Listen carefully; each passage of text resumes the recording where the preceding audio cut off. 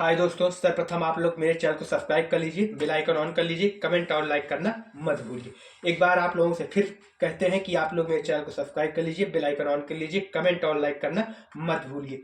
इसलिए सब्सक्राइब करने के लिए बोल रहे हैं। आप लोग सब्सक्राइब करोगे तो मेरा उत्साह बढ़ेगा तो अच्छे अच्छे वीडियो आते रहेंगे। अभी तो इंग्लिश पे आ रहा है, बाकी अन्य सब्जेक्ट पर भी ऐसे आएंगे। तो आज का टॉपिक आपके सामने है, जैसा कि आप देख रहे हो कि फ्यूचर परफेक्ट टेंस। जो आज का टॉपिक है हमारा वो होगा फ्यूचर परफेक्ट टेंस होगा। ठीक है, तो आप जानते हो पहले मैं फ्यूचर परफेक्ट टेंस की पहचान बताऊंगा।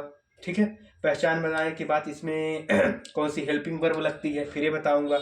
इसमें कौन सा वर्ब लगेगा, वर्ब का फर्स्ट फॉर्म लगेगा, सेकंड फॉर्म लगेगा, थर्ड फॉर्म लगेगा, ये बताऊंगा। ठीक है, फिर उसके बाद इसमें सिंस लगेगा कि नहीं लगेगा, फॉल लगेगा कि नहीं लगेगा, इसको भी मैं आप लोगों को बताऊंगा। ठीक है, मेरा मूल उद्देश्य है कि जो उद्देश्य तो नहीं बोल सकते हैं, इसको ये बोल सकते हो कि जो फ्यूचर परफेक्ट टेंस है इसमें मैं तीन प्रकार के कैटेगरी पढ़ाऊंगा। तीन प्रकार की कैटेगरी पढ़ाऊंगा। ठीक है, जैसे फर्स्ट कैटेगरी में जो मेरा रहेगा, तीन प्रकार की कैटेगरी रहेगी। फर्स्ट कैटेगरी में हमारे सिंपल सेंटेंसेस रहेंगे, सेकेंड कैटेगरी में थोड़ा स्टैंडर्ड लेवल का रहेगा, और थर्ड कैटेगरी में और स्टैंडर्ड लेवल रहेगा। मतलब आप ये समझ सकते हो, वैसे तो मूल रूप से दो कैटेगरी होगी, एक सिंपल की होगी, एक स्टैंडर्ड लेवल की होगी। ठीक है, मूल रूप से कितनी कैटेगरी होगी? दो कैटेगरी में आप लोगों को पढ़ाऊंगा, एक सिंपल लेवल में, एक स्टैंडर्ड लेवल में। स्टैंडर्ड लेवल शायद जल्दी कोई नहीं बताता है, हम बता रहे हैं आपको, तो आप लोग अच्छे से ध्यान पूर्वक पढ़िएगा ताकि आप भूल न सको। वैसे भी मैं ऐसे पढ़ाऊंगा कि आप लोग भूलोगे नहीं। अब मैं चलता हूं, आपको पहचान की ओर ले चलता हूं। आप लोग लिखने के लिए तैयार हो जाइए। ठीक है, अब मैं पहचान की ओर चलता हूं। अब आप लोग देखिए, फ्यूचर परफेक्ट टेंस की जो पहचान होती है वो आपके सामने लिखी हुई है। क्या है? चुकेगा, चुकेगी, चुकेंगी, चुकी होगी, चुका होगा, चुके होंगी, ठीक है, इत्यादि। उसके साथ साथ क्या हो? आ होगी, ई होगी, ए होगी। ए जो है यहां से यहां तक क्या है, स्टैंडर्ड लेवल की पहचान है, इसको समझना। इसी को नहीं लोग समझते। इतना जो क्या होगा, जिस सेंटेंस के लास्ट में आ होगी, ई होगी, ए होंगी, ठीक है, वह सेंटेंस कौन सा होगा? वह सेंटेंस जो है फ्यूचर परफेक्ट टेंस होगा। ये स्टैंडर्ड पहचान। सिंपल पहचान आपकी क्या होगी? जिस वाक्य के अंत में चुकेगा, चुकेगी, चुकेंगी, चुकी होगी, चुके होंगे, ठीक है, इत्यादि है, तो क्या होगा? फ्यूचर परफेक्ट टेंस होगा। तो आप लोग इसको क्या कीजिए, एक बार स्क्रीनशॉट लीजिए। ए आपका जो है, ए होगी, ई होंगी, आ होंगी, ई स्टैंडर्ड लेवल की पहचान है। अभी मैं आपको एग्जाम्पल देख के एक समझा दूंगा। ठीक है, पहचान की बात तो आपको समझ में आ जाएगा। पहले आप इसको लोग स्क्रीनशॉट ले लीजिए। ले लिए? चलो ठीक है, अब मैं पहचान बताता हूं आप लोगों को। अब आप लोग देखिए, एग्जाम्पल सामने लिखा हुआ है। जो मैंने अभी पहचान बताई आप लोगों को, उस पहचान से कैसे आप पहचानोगे कि ये फ्यूचर परफेक्ट टेंस है। देखो, सेंटेंस के लास्ट में क्या दिया है? चुका होगा। क्या दिया है? चुका होगा। वह खाना खा चुका होगा। तो जिस वाक्य के अंत में चुका होगा, चुकी होंगे, चुके होंगे, ठीक है, इत्यादि शब्द आए, वो कौन सा टेंस होगा? वो टेंस होगा फ्यूचर परफेक्ट टेंस होगा। अगर इसी को हम बोल देते ऐसे, जैसे आप लिख रहे हैं, वह खाना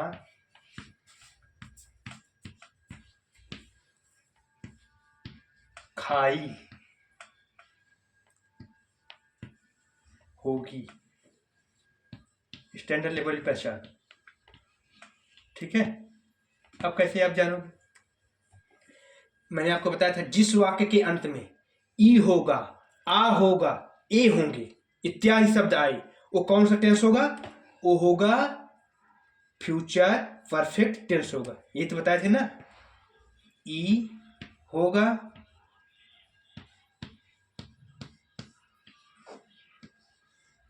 आ होगा,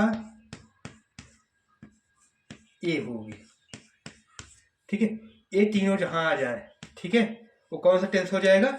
वो टेंस हो जाएगा फ्यूचर परफेक्ट टेंस हो जाएगा। इसमें देखो क्या है, ई होगी, इसी जगह आ होगा हो जाता। ठीक है, तो वह खाना खाई होगी, ई होगी, ई होगी ना, ई होगा या ई होगी, ठीक है। तो कौन सा टेंस होगा वो होगा फ्यूचर परफेक्ट टेंस होगा। अब आप लोग, जहाँ तक मैं उम्मीद करता हूँ आप लोग सीख चुके होंगे कि कैसे पहचानना है। अब मैं आप लोगों को बताऊंगा इसमें कौन सी हेल्पिंग वर्ब लगेगी, ठीक है। अब मैं इसको इरेज करता हूँ। अब आप लोग देख रहे हो आपके सामने क्या लिखा है, हेल्पिंग वर्ब। किसका है ये? फ्यूचर परफेक्ट टेंस का है। फ्यूचर परफेक्ट टेंस में कौन सी हेल्पिंग वर्ब लगेगी? दो हेल्पिंग वर्ब लगेंगी। एक कौन सा होगा? विल हैव, दूसरा कौन सा होगा? Shall have. अब विल हैव कहाँ लगेगा, शैल हैव कहाँ लगेगा, आप लोग को हम बताते हैं। शैल हैव जहां आई और वी आएगा वहां पर क्या लगाओगे? Shall have. अब बाकी सभी के साथ क्या लगाओगे? Will have. वैसे आई वी के साथ भी क्या लग रहा है? विल हैव आजकल लग रहा है, नया ट्रेंड है, ठीक है, कोई दिक्कत है नहीं। लेकिन वह जो नियम है बता रहे हैं, शैल हैव का प्रयोग आई वी के साथ, बाकी विल हैव जो है इसका प्रयोग जो होगा किसी भी के साथ हो जाएगा, ठीक है। आपको यही ध्यान देना है इस टेंस में, अगर सब्जेक्ट जो है हमारा आई या वी है, ठीक है, तो उसके साथ क्या हेल्पिंग वर्ब आएगी? शैल हैव आएगा। इसके अलावा जो भी सब्जेक्ट हो उसके साथ कौन सा हेल्पिंग वर्ब आएगा? विल हैव है, ठीक। अब मैं आप लोग इसका आप लोग स्क्रीनशॉट लीजिए और इसके बाद मैं आप लोगों को वर्ब बताता हूँ, ठीक है, ले लिए। अब आप लोग देखिए फ्यूचर परफेक्ट टेंस के वर्ब में कौन सी फॉर्म लगेगी, तो हमारा कौन सा फॉर्म लगेगा? थर्ड फॉर्म लगेगा। कौन सा फॉर्म लगेगा? थर्ड फॉर्म लगेगा। अब मैं आप लोगों को क्या करता हूं, जो सिंपल सेंटेंसेस हैं उनके सारे स्ट्रक्चर मैं आप लोगों को बता देता हूं कैसे बनेगा, ठीक है। मतलब उनका अफर्मेटिव स्ट्रक्चर क्या होगा, निगेटिव स्ट्रक्चर क्या होगा, इंट्रोगेटिव स्ट्रक्चर क्या होगा, इंट्रोगेटिव निगेटिव स्ट्रक्चर क्या होगा, और उसके साथ WH फैमिली वाले में इसका स्ट्रक्चर कैसे बनेगा ये आप लोगों को बता देता हूँ। फिर उसके बाद मैं आप लोगों को एग्जाम्पल बताऊंगा, उस पर आपको सॉल्व कराऊंगा सिंपल सेंटेंसेस वाले को, फिर मैं आऊंगा स्टैंडर्ड लेवल पे, ठीक है। इतना प्रक्रिया मैं करता हूँ, ठीक है। तो अब आप लोग इसको लिख लीजिए, तो मैं फिर इसको करता हूँ। अब आप लोग के सामने स्ट्रक्चर लिखा हुआ है, ये किसका स्ट्रक्चर है आप लोग बता सकते हो? फ्यूचर परफेक्ट टेंस का स्ट्रक्चर है। उसमें कौन सा सेंटेंस है? Affirmative sentence. ए का मतलब अफर्मेटिव, यस का मतलब सेंटेंस। तो अफर्मेटिव सेंटेंस का स्ट्रक्चर यहाँ से लेकर यहाँ तक है। तो इसमें पहले क्या आएगा? पहले सब्जेक्ट आएगा, फिर प्लस विल या शैल, ठीक है, हैव प्लस वर्ब का third form plus object plus full stop. ये निगेटिव सेंटेंस है। निगेटिव सेंटेंस बनाने के लिए इस स्ट्रक्चर का प्रयोग करेंगे। पहले सब्जेक्ट रहेगा, फिर प्लस विल या shall plus not plus have plus verb का third form plus object plus full stop. अब इसको आप लोग स्क्रीनशॉट ले लीजिए। तो दो और सेंटेंसेस का स्ट्रक्चर मैं आप लोगों को बताता हूँ। अब ये देखिए क्या है, इंट्रोगेटिव सेंटेंस। अब इंट्रोगेटिव सेंटेंस बनाने के लिए किस स्ट्रक्चर का प्रयोग करोगे? तो आपके सामने है, क्या होगा? पहले विल या शैल होगा, प्लस सब्जेक्ट होगा, फिर प्लस हैव होगा, फिर प्लस वर्ब का थर्ड फॉर्म, फिर प्लस ऑब्जेक्ट, फिर प्लस प्रश्नवाचक चिन्ह। आप लोग इसका स्क्रीनशॉट कर लीजिए, फिर इंट्रोगेटिव निगेटिव सेंटेंस का आप लोग बता दें। अब देखो आप लोगों को मैं क्या बताऊंगा यहाँ पर, इसको मैं मिटा देता हूँ। यहाँ पर आपको लिख रहा हूँ इंट्रोगेटिव नेगेटिव सेंटेंस, ठीक है। क्या हुआ है? इंट्रोगेटिव नेगेटिव सेंटेंस, ठीक, आपके सामने ही होगा। इसमें थोड़ा सा परिवर्तन कर दो। क्या करोगे? यहाँ विल या शैल रहेगा प्लस सब्जेक्ट वर्ब, इसको हटाओ, इसको हटा दिए। इसको हटाओगे तो यहाँ क्या लिखोगे? प्लस सब्जेक्ट, यहाँ क्या लिखोगे? नॉट, लिख दीजिए, ठीक है। यहाँ क्या लिख दोगे? Plus have, H A V E, यहाँ प्लस वर्ब का थर्ड फॉर्म, बस तो ठीक है। क्या बन गया? Have a plus a not, chalk मेरी खत्म हो गई है, तो दूसरा दिख रहा है, यही होगा इंट्रोगेटिव नेगेटिव सेंटेंस का। विल या shall plus subject plus not plus have plus verb का third form plus object plus प्रश्नवाचक चिन्ह, ठीक है। अब देखो जैसे आपको WH फैमिली वाला प्रयोग करना है, तो WH फैमिली वाले में क्या होता है? WH फैमिली वाले वर्ड सामने आ जाएंगे। यहाँ पर क्या लिखिएगा? WH फैमिली के वर्ड, ठीक है, प्लस विल या shall plus subject plus not हटा दीजिए, नॉट यहाँ पर हटा दीजिए, ठीक है, यहाँ पर नॉट हटा दीजिए। मतलब WH फैमिली वाले में क्या होगा? WH यहाँ पर लिख देते हैं, WH फैमिली वाले का इंट्रोगेटिव सेंटेंस, ठीक है, ये हुआ। तो WH फैमिली वाले का इंट्रोगेटिव सेंटेंस कैसे बनेगा? विल, मतलब WH फैमिली के वर्ड प्लस विल या shall plus subject plus have plus verb का third form plus object plus प्रश्नवाचक चिन्ह। अब इंट्रोगेटिव नेगेटिव सेंटेंस इसी में बनाना हो WH फैमिली वाले में, इंट्रोगेटिव नेगेटिव सेंटेंस बनाना हो, इसको से मिटा दो। अब देखो इसमें क्या रहेगा, WH फैमिली के वर्ड प्लस विल या शैल प्लस सब्जेक्ट, यहीं पर नॉट लगा दो, not plus have plus verb का third form plus object plus प्रश्नवाचक चिन्ह। अब आप लोग मेरे ख्याल से स्ट्रक्चर को आप लोग अच्छी तरीके से समझ चुके हो, ठीक है। अब मैं आप लोगों को एक एग्जांपल दूंगा, एग्जांपल के थ्रू आपको ये जितनी स्ट्रक्चर है उसको मैं समझाऊंगा, तब आप लोगों को अच्छे से समझ में आएगा ये स्ट्रक्चर कैसे अप्लाई होगा, ठीक है। और आपको ये स्ट्रक्चर आसानी से याद हो जाएगा, आप भूलोगे नहीं, ठीक है। अब मैं चलता हूँ एग्जाम्पल की ओर। अब देखो जैसे आपके सामने दिया गया, वह खेल चुका होगा। सर्वप्रथम मेरा करने का क्या कर्तव्य होता है? सर्वप्रथम हम ये ढूंढेंगे इसमें कौन सी क्रिया है, कौन सा ऑब्जेक्ट है, इसमें कौन सा इसमें सब्जेक्ट है। जब तक इसको आप नहीं पहचान पाओगे ना, तब तक ट्रांसलेशन करना मुश्किल हो जाएगा आपको भी। तो मैं आपको पहले ही बता चुका हूँ, जो काम होता है वो क्रिया है। क्या काम हो रहा है? वह खेल चुका होगा, सॉरी खेला चुका होगा, वह खेल चुका होगा, ठीक है। तो कौन सा काम हो रहा है? खेलने का काम हो रहा है। जो काम हो रहा है क्या हो जाएगा? वर्ब हो जाएगा, ठीक है। फिर मैं आपको बताया हूं कि वर्ब के साथ कौन या क्या करके प्रश्न कर लो, जिससे सुटेबल आंसर मिल जाए, वही आपका सब्जेक्ट हो जाएगा। तो चलो मैं कौन से करता हूं। तो कौन खेल चुका होगा? वह खेल चुका होगा। क्या खेल चुका होगा? तो कोई आंसर नहीं आ रहा। कौन खेल चुका होगा? तो आंसर में क्या आ रहा है? वह खेल चुका होगा। तो वह हमारा क्या हो जाएगा? सब्जेक्ट हो जाएगा। ऑब्जेक्ट इसमें है ही नहीं है, ठीक है, ऑब्जेक्ट है ही नहीं है। तो अब हम इसको ट्रांसलेशन करते हैं, इसको मिटा दिए। अब क्या करेंगे? ट्रांसलेट करेंगे। ये हमारा किसमें ट्रांसलेट करेंगे? अफर्मेटिव सेंटेंस में करेंगे। तो अफर्मेटिव सेंटेंस का मैंने आपको स्ट्रक्चर लिखाया है। तो उसमें सर्वप्रथम क्या आता है? उसमें सर्वप्रथम सब्जेक्ट आता है। सब्जेक्ट हमारा क्या है? वह खेल चुका होगा, तो ही आ जाएगा। सब्जेक्ट आपका क्या है? ही हो गया। ही के साथ क्या आना चाहिए? Helping verb. Helping verb subject के अनुसार तय होगा। सब्जेक्ट अगर आपका जैसे होगा, अगर सब्जेक्ट में IV है तो आपका हेल्पिंग वर्ब शैल हैव हो जाएगा। अगर सब्जेक्ट आपका IV को छोड़कर कुछ भी है तो विल भी हो जाएगा, विल हैव हो जाएगा। तो यहाँ पर क्या होगा? Will have. IV तो है नहीं, यहाँ क्या लगा दिए? यहाँ क्या लगा दिए? Will have,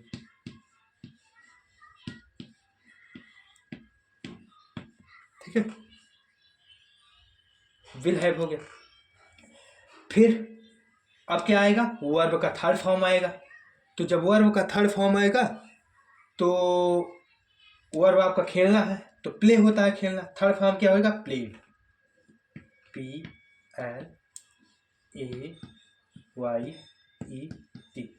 played. यानी ही विल हैव प्लेड, यहाँ पर फुल स्टॉप लगा।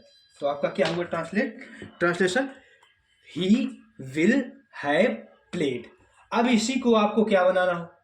इसी को आपको नेगेटिव बनाना हो। कैसे बनाओगे? वह खेल नहीं चुका होगा, वह नहीं खेल चुका होगा, ठीक है, वह नहीं खेल चुका होगा। तो कैसे बनाओगे? कुछ नहीं करना है, यहीं पे नॉट लगा देना है बीच में ले जाके। आप अपने स्ट्रक्चर में जाके देखिए, आपको समझ में आ जाएगा। बीच में नॉट लगे, पहले सब्जेक्ट होगा, फिर विल या शैल होगा, ठीक है। तो विल निर्धारण हो गया, तो विल के बाद क्या हो जाएगा? नॉट हैव हो जाएगा, ठीक है। तो he will not have played, ठीक है। अगर इसका आपको इंट्रोगेटिव बनाना हो तो कैसे बनाओगे? एक बार मैं बता दे रहा हूँ सब में, फिर ट्रांसलेशन आपको अन्य का करके सिखा रहा हूँ, ठीक है। अगर इंट्रोगेटिव बनाना हो तो क्या हुआ? खेल चुका होगा, यहाँ पर क्या लग जाएगा? क्या वह खेल चुका होगा, और वहां पर क्या लग जाएगा? प्रश्नवाचक चिन्ह, ठीक है। वहां पर क्या लगेगा? प्रश्नवाचक चिन्ह लग जाएगा सेंटेंस के लास्ट में। तो क्या, तो ये जो आपकी हेल्पिंग वर्ब है, ये विल यहाँ से हट जाएगी, तो विल यहाँ पर लिख उठा होगा, ठीक है। विल यहाँ पर हो जाएगा, विल ही, फिर उसके बाद क्या हो जाएगा? हैव हो जाएगा, ठीक है।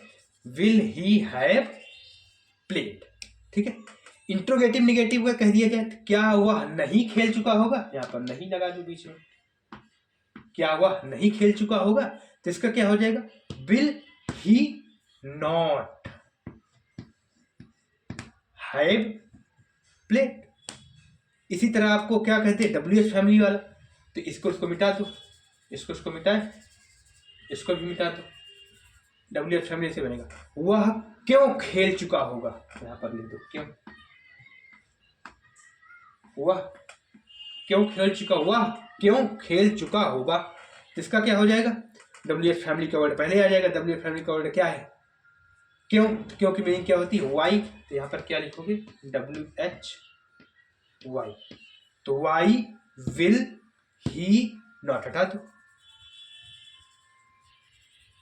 Y will he have played. अगर इसी को आपको बोल दे WH फैमिली का इंट्रोगेटिव नेगेटिव बना दो, तो वह क्यों नहीं खेल चुका होगा, यहां पर नहीं आगे बढ़ा दो, वह क्यों नहीं खेल चुका होगा। इसमें क्या हो जाएगा, वाई विल ही, यहां पर नॉट लगा दो, नॉट हैव प्लेड। ये आपका पूरा स्ट्रक्चर का जो नियम बताए थे, स्ट्रक्चर मतलब affirmative, negative, interrogative negative, WH family के इंट्रोगेटिव, WH फैमिली के इंट्रोगेटिव नेगेटिव, सभी को मैं ट्रांसलेट करके दिखा दिया आपको। और मैं आपको एग्जांपल दे रहा हूं, ठीक है। जैसे मेरा अगला एग्जांपल क्या है, वह खाना खाया होगा। एक कौन सा फॉर्म का है, स्टैंडर्ड फॉर्म की पहचान का है। या होगा, आ होगा, ई होगी, ए होंगे, ठीक है। जिस वाक्य के अंत में आ होगा, ई होगी, ए होंगे आएगा, वो कौन सा टेंस होगा, फ्यूचर परफेक्ट टेंस होगा। तो इसको अनुवाद करने के लिए क्या करोगे, वही होगा स्ट्रक्चर। क्या होगा, पहले सब्जेक्ट, पहले आप इसमें क्या ढूंढोगे, वर्ब ढूंढोगे। तो वर्ब क्या होगा, खाया, तो ये हो गया वर्ब। वर्ब मैंने आपको बताया था, क्या या कौन करके प्रश्न कर लोगे, सब्जेक्ट मिल जाएगा। कौन खाया होगा, वह खाया होगा, ये सब्जेक्ट मिल गया, ठीक है। क्या खाया होगा, वर्ब में क्या करके प्रश्न कर लोगे तो क्या मिल जाएगा आपको, ऑब्जेक्ट मिल जाएगा। क्या खाया होगा, खाना खाया होगा, तो क्या है, ऑब्जेक्ट, ठीक है। आपको तीन चीज मिल गई, अब आप आसानी से ट्रांसलेट कर लीजिए। जैसे आपको मैं दिखा रहा हूं, तो पहले सब्जेक्ट आता है, ठीक है। सब्जेक्ट क्या है, ही, सब्जेक्ट क्या है, ही, ठीक है। वह खाना खाया होगा, सब्जेक्ट क्या, ही। फिर इसके बाद हेल्पिंग वर्ब। हेल्पिंग वर्ब कैसे आएगी, सब्जेक्ट के अनुसार आती है। जब सब्जेक्ट हमारा आई या वी होगा तो सेल हैव होगा। आई भी क्या रहा, कोई भी सब्जेक्ट होगा तो उसके साथ क्या लिखा, विल हैव लगा दो, ही विल हैव, हो गया, ही विल हैव, ठीक है, हो गया। उसके बाद क्या आएगा, वर्ब का थर्ड फॉर्म, खाया, ईट मीन्स होता खाना, ठीक है। तो ईट का थर्ड फॉर्म ईटन हो जाएगा, E A T E N, eaten हो गया। फिर इसके बाद ऑब्जेक्ट खाना का, ईटन दी फूड, क्या हो जाएगा, फूड हो जाएगा, ठीक है। एफ डबल ओ डी प्रश्नवाचक नहीं, फुल स्टॉप हो जाएगा। यही है, क्या है, वह खाना खाया होगा, he will have eaten the food, ठीक। अब मैं आप लोगों को स्टैंडर्ड लेवल में ले चलूंगा, यानी स्टेप 2 में ले चलूंगा, ठीक है।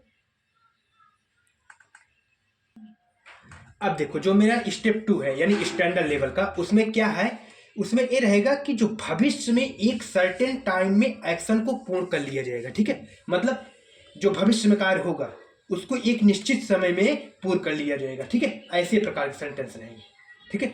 जैसे कि भविष्य में एक सर्टेन टाइम में एक्शन को पूर्ण कर लिया जाएगा, मतलब उसका जो कार्य होगा एक निश्चित समय में, भविष्य में जो आने वाला टाइम होगा उसमें क्या होगा, पूर्ण हो जाएगा।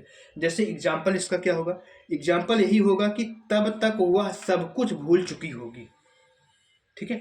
तब तक वह सब कुछ भूल चुकी होगी। अब इसको मैं एग्जाम्पल लिख के आपको समझाता हूँ, कोई और अन्य लेकर, तब आपको अच्छे से समझ में आएगा। कुल मिला के यही समझिए आप कि जो मेरा स्टैंडर्ड स्टेप 2 है स्टैंडर्ड लेवल का, उसमें क्या होगा कि भविष्य में एक निश्चित समय में एक्शन को पूरा कर लिया जाएगा, ठीक है। सेंटेंस में आपको एक दर्शाता रहेगा।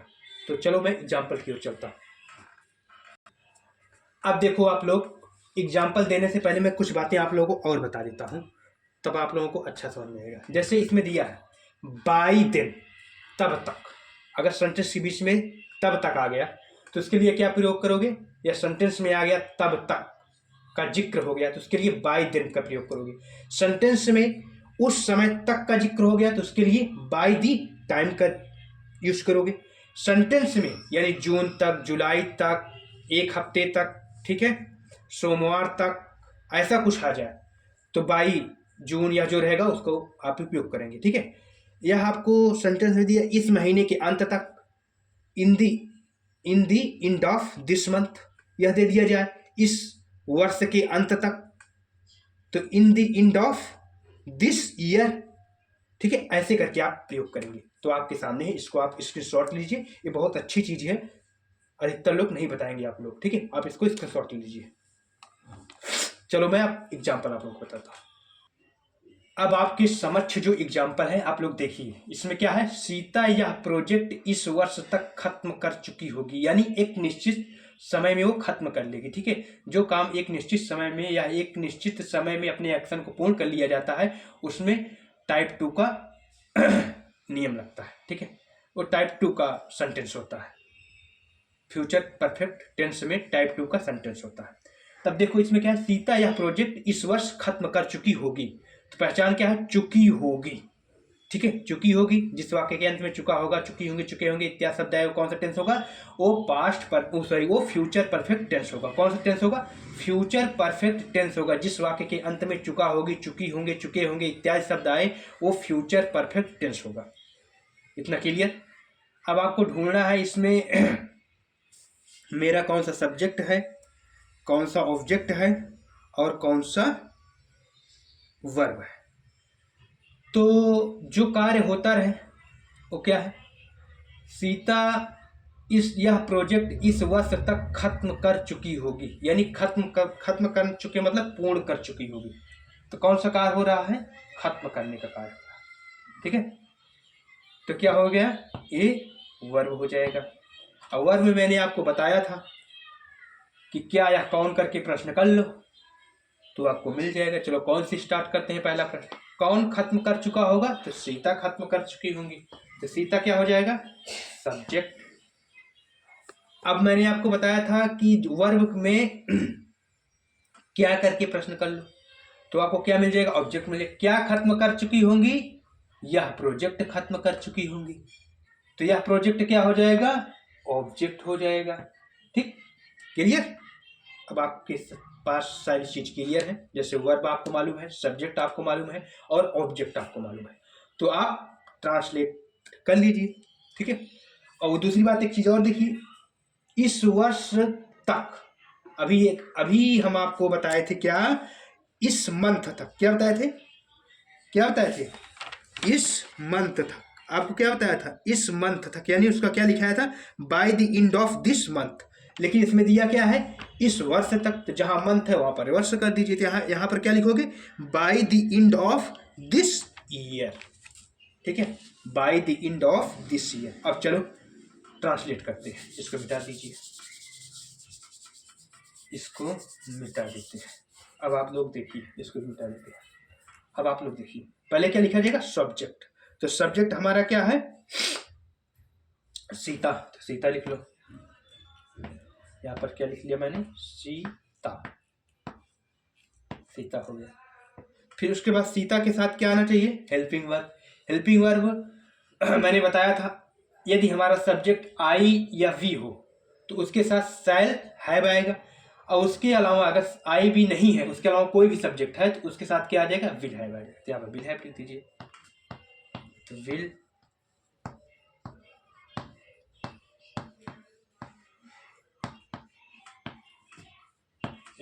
हैव हो गया। ठीक है, क्या हो जाएगा, विल हैव हो जाएगा। फिर उसके बाद मैंने क्या बताया था, वर्ब का थर्ड फॉर्म। तो वर्ब हमारा क्या है, खत्म यानी कंप्लीट। तो कंप्लीट क्या है, completed, COMPLETED,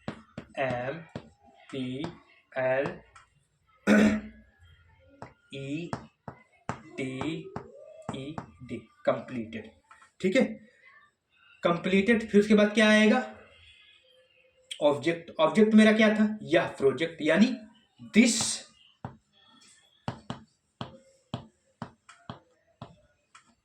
project, PROJECT, this, JECT, this project.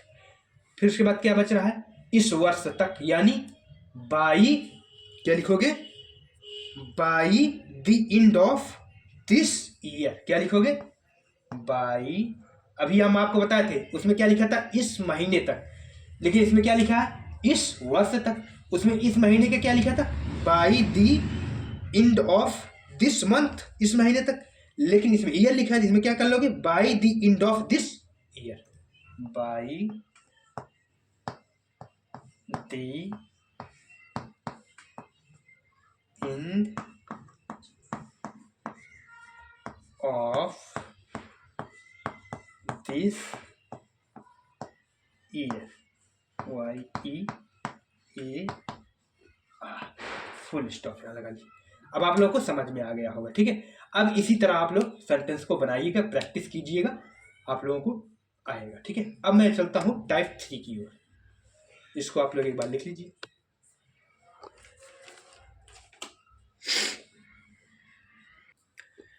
अब मैं आप लोगों को स्टेप 3 बताता हूँ। स्टेप 3 में 2 एक्शन होते हैं, ठीक है, यानी 2 कार्य होंगे, एक पहले होगा, एक बाद में कार्य होगा, ठीक है। जो पहले कार्य होगा उसको हम फ्यूचर परफेक्ट टेंस में ट्रांसलेशन करेंगे, जो बाद में होगा उसको हम प्रेजेंट सिंपल में ट्रांसलेशन करेंगे, ठीक है।